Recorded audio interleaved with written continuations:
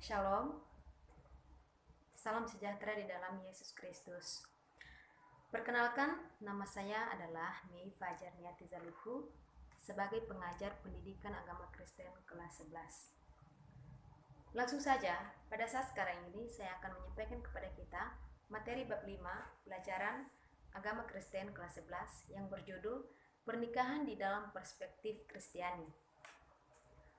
Pernikahan di dalam perspektif Kristiani, kita akan membacakan dulu di dalam Kitab Kejadian pasal 2 ayatnya yang ke-24. Demikianlah firman Tuhan. Sebab itu seorang laki-laki akan meninggalkan ayahnya dan ibunya dan bersatu dengan istrinya sehingga keduanya menjadi satu daging. Amin. Di dalam firman Tuhan yang telah kita bacakan, kita telah melihat bahwa Tuhan telah mengatakan perempuan dan laki-laki yang akan mendirikan suatu keluarga yang baru, mereka akan meninggalkan orang tua mereka. Bukan berarti melupakan, tetapi mereka akan membentuk sebuah keluarga yang baru dan mendirikan rumah tangga yang baru. Nah, dengan itu, setiap pria dan setiap wanita yang sudah merasa cukup untuk merasakan dan mengatakan bahwa dirinya siap untuk menikah, maka tidak ada salahnya ketika dikatakan bahwa dia menikah dan mendirikan sebuah keluarga yang baru. Ada beberapa hal penting di dalam pernikahan Kristiani. Ketika kita memiliki suatu rencana untuk melakukan pernikahan, maka beberapa sudut pandang yang perlu kita perhatikan. Yang pertama adalah dari pihak pasangan yang menikah. Itu akan diperhatikan dari pihak pasangan yang hendak melangsungkan pernikahan. Apakah kedua pasangan tersebut memiliki kecocokan di dalam keluarga yang baru yang akan mereka dirikan. Dan yang kedua yaitu dari pihak keluarga Allah sebagai citra gereja.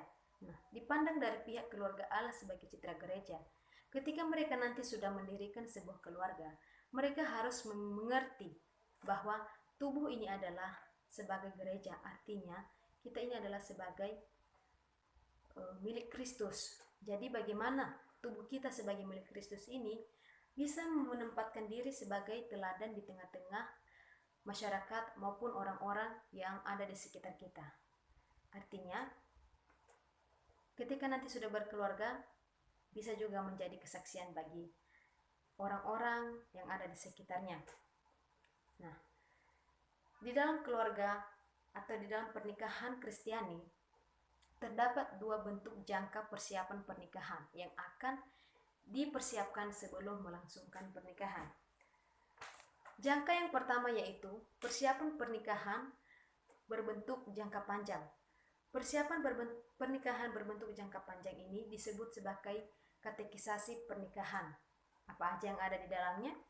Poin yang ada di dalamnya yaitu tentang dasar-dasar teologi pernikahan atau teologi pernikahan keluarga, kehidupan keluarga. Bagaimana keluarga Kristen memiliki dasar yang kuat. Berdasarkan dengan firman Tuhan, mereka akan diberikan bimbingan. Mungkin itu mereka mendapatkan bimbingan dari pendeta ataupun orang tua rohani. Nah, itulah bimbingan-bimbingan yang akan diperoleh.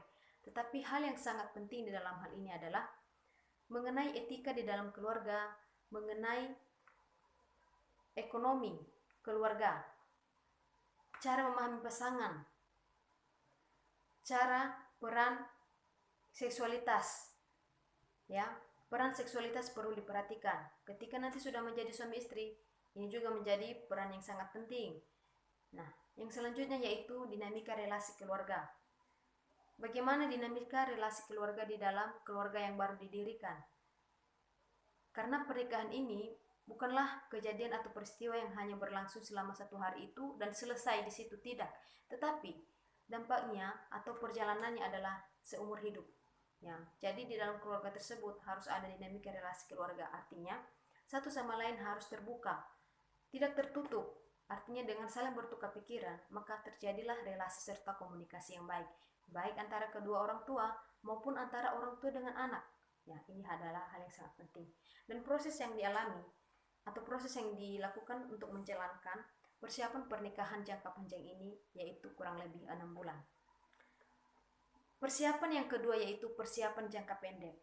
Persiapan jangka pendek ini memang ini tidak lama, tetapi Ini juga merupakan persiapan yang akan mendukung berlangsungnya nanti teknis upacara pernikahan yang telah direncanakan. Jadi ini merupakan persiapan yang akan dijalankan atau dipersiapkan sampai hari H pernikahan tersebut berlangsung. Jadi kedua pasangan tersebut, baik juga dari pihak keluarga, benar-benar mempersiapkan bagaimana teknis-teknisnya. Nah ini ketika nanti sudah hal yang kedua ini sudah berlangsung dan berjalan dengan baik, maka pelaksanaan acara maupun perjalanan keluarga ke depannya akan sudah matang sehingga benar-benar meresponi setiap kejadian-kejadian yang terjadi, dan bentuk acara apapun yang akan direncanakan nanti akan berjalan dengan baik. Ya. Dan poin yang terakhir dari materi kita hari ini yaitu tujuan dan dasar pernikahan Kristen. Terdapat 4 tujuan dan dasar pernikahan Kristen. Yang pertama yaitu suatu pernikahan merupakan peraturan yang berasal dari Allah. Nah, ini merupakan peraturan dari Allah. Kita buka di dalam Kejadian pasal 2 ayatnya yang ke-24. Ini merupakan peraturan dari Allah. Jadi ini bukan hal yang dapat dihindari oleh setiap manusia. Tetapi bukan berarti juga kalau misalnya ada hamba Tuhan, mungkin dia memiliki niat untuk melayani seumur hidupnya, jadi dia tidak mau menikah. Ini juga bukan hal yang salah. Tetapi dikatakan di sini bahwa bagi orang yang mau, yang memiliki niat atau yang sudah siap untuk melakukan pernikahan, ini harus dipersiapkan sebagaimana mestinya. Nah, ini adalah merupakan peraturan dari Tuhan dan ditetapkan oleh Tuhan. Jadi bukan sebenarnya hal yang harus kita hindari.